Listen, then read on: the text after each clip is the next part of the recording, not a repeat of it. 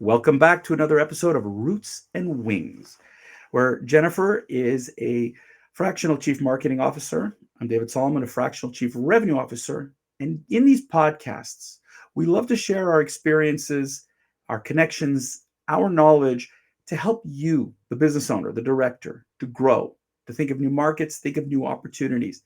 And often in these conversations, what people ask us are questions that are like three, four, five questions into a conversation. When we start talking to customers, we say, let's go to the very beginning. Before we answer question three, four, and five, what's question number one? And that really led into today's podcast. And that is really all about when you're trying to make a connection with a prospect, how does one start?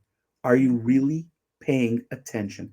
Are you Mhm. really asking the right questions? Yes. Because you have one chance with a new prospect. And if you blow it, Jennifer, it's hard to get them back. But you had a great story to share Yeah. about one of those failure moments in selling. Yes. My story is about, you make more money by showing more interest in other people. So I'm gonna share a recent encounter I had. Um, I met, let's call him Mr. A. So I met Mr. A through a recent networking event. So this is a business networking event. So met him for the first time for about 10 minutes. So he introduced himself and, as a commercial realtor. I introduced myself as a business strategist, innovator, and marketer. Helping small to medium business owners grow. So I'm on strategic growth uh, services, and he said, "Oh, his clients and my clients, we have overlapping. So maybe there are opportunities we can collaborate. Right? No problem there at all." And he's middle-aged, well-built, well-mannered. I thought, oh, great. So really looking forward for the follow-ups. So what happened next is very interesting. So, we have our cell phone number, right? So text messages set up, WhatsApp. So he sent me a text message, I think in a day or two, maybe the following day, I can't remember, but that's not the point. So then the first question he asked me, do you play badminton? I'm like, why did he ask that? So it's an yes and no question, right? Yes or no question. Then I said, no, like, hello, Mr. A. No, I don't. Then, he all of a sudden he kept on sending me like two PDF documents without curation. Then the text messages asking me for donation for sponsorship to that badminton game. 10 messages, including two links. So imagine the receiver end, me, like, I don't play the sport. I know nobody. So there is no connection there. And you started pitching me on this sport. And we just met 2 days ago. We almost know nothing about each other.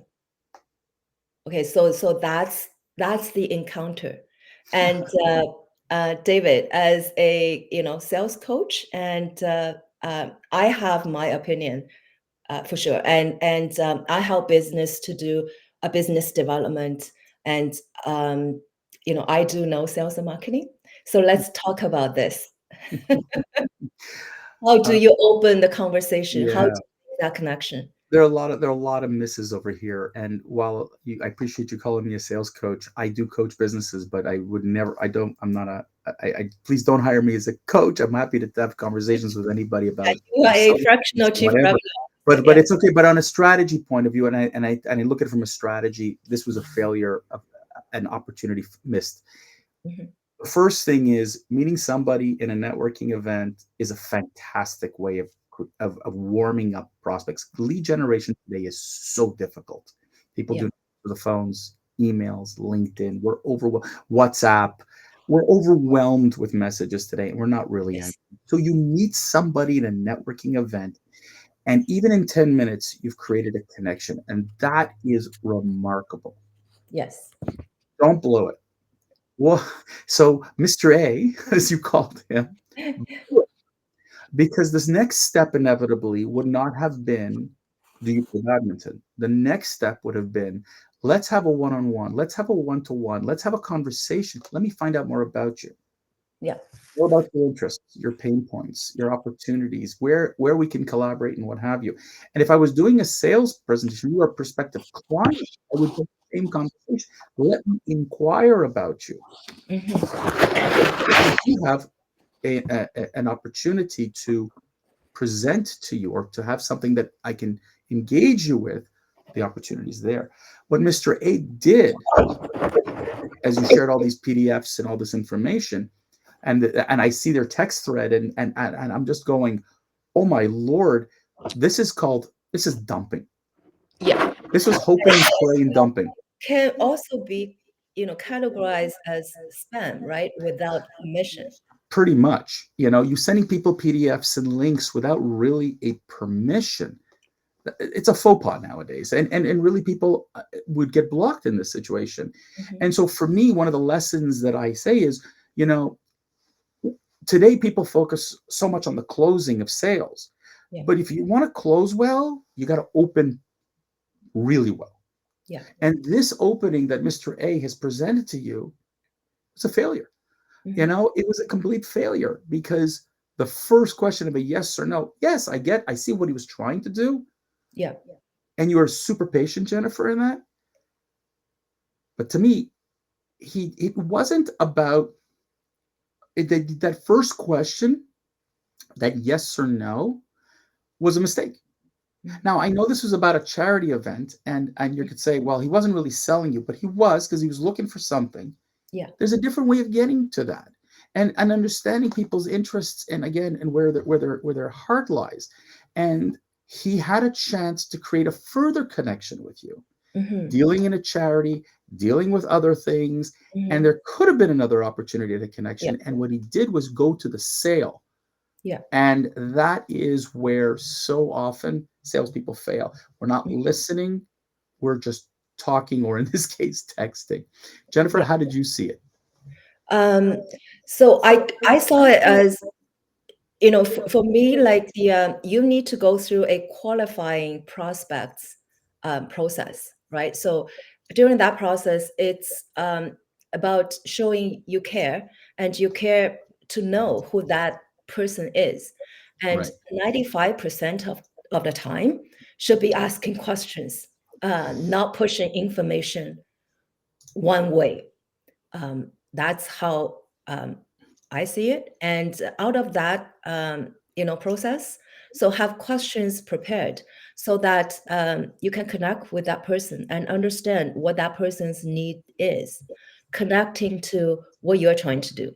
If this is not a good sale, that's totally fine, because this is a chance that person experience you. We also talk about personal brand. We can leave that topic to another episode, but do not like treasure any moment. To your point, David, these days it's so difficult to get people's attention. Once you get their attention, like treasure that moment. um, Grab right, it. so that's the Grab it tip I tightly. wanted Yes. to give. Grab it tightly. And Qualifying then your process, and 95% of the time it should be asking questions rather than pushing information, and genuinely show interest. You care about that person's needs, show value. we're, You we're want to still add on we're to still that? treating relationships and sales as transactional. And I think Mhm, that this is where people are missing it. And I get the stress. mhm. Your individual here is in a commissioned business, in a long sales cycle, and Yeah. I know that there's a lot of stress. And although this was about a charity event, what you brought in here, it Yeah. still just shows his mindset to me. And if this is how he looks at prospecting and getting new clients, Hmm. there's no relationship. Hmm. It's transactional. Yeah. And when you think about it, a transactional relationship is like if you walk into Best Buy and you speak to the clerk on the floor, to buy, a computer or you haven't created a relationship. It's a Mm, transactional incident. mhm. And so therefore it's a means to an end. And so this doesn't help either side, reality. And this is to me where the missed opportunity for Mr. A was one, you have a profound network.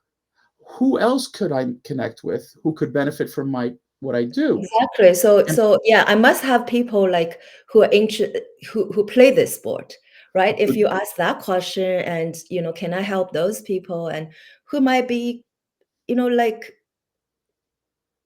advocate for this sport. And if you absolutely, explore that this way, another point I wanted to make is, these days there are so many non-for-profit organizations, charity organizations. So charity does not give you I'm not sure if it's the right word, privilege, like to approach people like this. Oh, it's for a good cause. That's why I can have this, approach. And I wouldn't say behavior.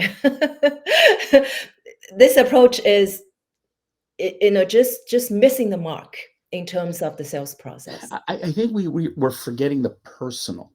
Hmm. And whether I'm doing a purchase as a consumer for Hmm. my business, or as you say, for a not-for-profit or a charity, Hmm.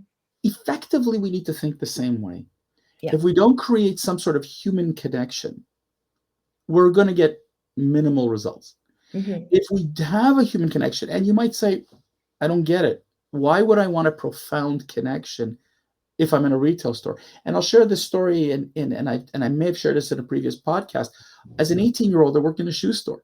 Hmm. And I'm an 18-year-old bum, if you will, with 30-something-year-old men, 40-something-year-old men, and we Yeah. strike these conversations, and I understand, I learn about them, and I get to meet, and without really realizing where I'm going with this as an 18-year-old, because I don't have this experience or this training, but there was a connection, a trust. Suddenly they asked me about other shoes and other things, and oh, I'm getting a bigger sales, and I Hmm. didn't understand it. And my boss at the time, who was a 30 something year old, had been doing this for about 10 years, said to me, because you connected. Yeah. It wasn't a transactional relationship. Now, you're not going to be best friends, and you're not going home with them, and you're not going to have dinner with them, but Hmm. what you've done is you've created a connection and a trust. Hmm. And weeks and months later, people would come to the store and say, can I speak to David because so and so recommended me to come here? Yeah. And so it works in B2C, it works in B2B, and it Yes. really And, works and, even in and that not-for-profit. person feels that David will take care of me. Exactly. So when you create a relationship with somebody, you also establish a reputation for yourself. And Hmm. the reputation is someone who's a helper. And you're Yeah. not just selling. And I think what we want today in this world is not to be sold, Hmm. but help me with my challenges, Hmm. personal, business, Yeah. my extracurricular or not for profit. Yeah. If you're, whether you're doing, I know a lot of people, and if I'm trying to raise money for a not for profit, I can't take that for granted. Same Hmm. thing. I'm raising money for a political or for others or for my child's hockey team.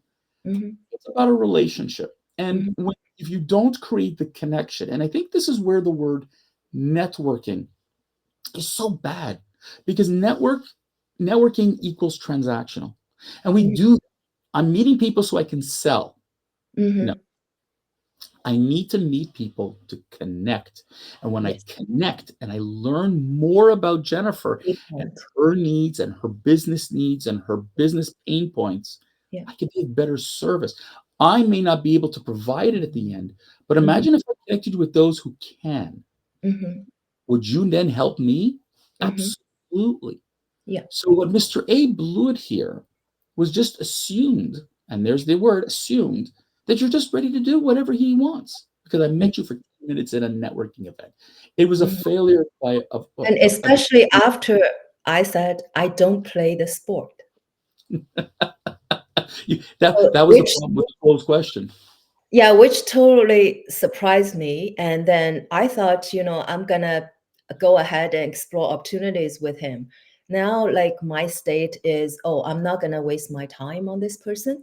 And I thought, oh, he might, you know, he- my impression was he is a experienced business development and salesperson. But with this junior approach, I would say, like, this is pretty junior, and didn't want first time sales, first time entrepreneurs getting into sales. Because if you own a business, you're practically, you have to be in sales roles and Correct. to make the same kind of mistakes. But I'm actually seeing this a lot. So this shows me, how some people are really junior in sales processes. Um, Yeah, and I think that what you said is the word junior, and listen, and I listen yeah, to the that's a way bad word. I you apologize express. for It's that. not a bad word, actually. It's a qualifying thing because to me, when you describe Mr. A at the beginning, it tells you something. First impressions, how you carry yourself, how you present yourself, and look how quickly you could lose that. Exactly. That's where selling is. Yes, there's a technique.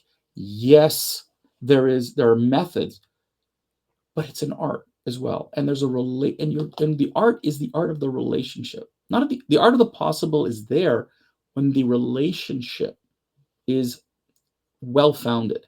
And it takes time to build. And here what we've got with Mr. A was that it's a junior approach by Mr. A. Yeah. And immediately you've qualified Mr. A no longer as a person of confidence. Yeah. And that is disastrous in sales. Or partnership building, right? So Oh, that's 100%. of your sales. Uh, 100%. well. 100%. I think for Mr. A, the aha moment has to be, you know, where did I go wrong? Mhm. And look through the text and go right to the beginning and go, wow, I blew it. I Yeah. blew it from the very beginning. Now, it's not dead. I would say if Mr. A tomorrow sent you an email saying, you know what, or text or called you and said, listen, I am so sorry.